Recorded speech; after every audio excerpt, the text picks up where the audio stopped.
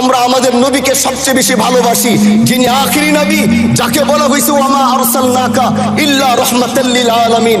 আমরা বারবার দেখছি কিছুদিন পর পর কারা যেন কিভাবে এসে আল্লাহ নবীর শানে কটূক্তি করে, নবীকে নিয়ে অশ্লীল ভাষায় গালিগালাজ করে। এই দেশের মানুষ নামাজ না পড়লেও যদি কেউ নবীকে কটূক্তি করে তার কলিজা ছিঁড়ে যায়, সে রাজপথে নেমে যায়। আমি বলবো যারা নবীকে কটূক্তি করে, নবীর নামে গালিগালাজ করে, এদের মৃত্যুদণ্ড এই আইনটাও যেন বাংলাদেশের এই সংসদ থেকে পাশ করা হয়। মাননীয় স্পিকার, এলাকায় বলেছিলাম যে আমরা ন্যায়ের পক্ষে কথা বলবো, ইনসাফের পক্ষে কথা বলবো। তখন অনেকে হাত ধরে বলেছিল, হামজালা ভাই জাতীয় সংসদে যখন যাবেন একটু বললেন হাদি হত্যার বিচারটা যেন হয়।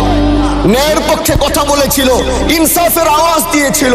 আমাদের মতোই যুবক মাননীয় স্পিকার, তিনি এই যে স্বপ্ন বলেছিল এক সুন্দর বাংলাদেশ করবার, রাস্তার ভিতরে সেই স্বপ্ন থামিয়ে দেওয়া হয়েছে। এই বিচার যদি না হয় তাহলে আমাদের মতো হামজালাদের নিরাপত্তাও রাস্তায় কেউ দিতে পারবে না মাননীয় স্পিকার।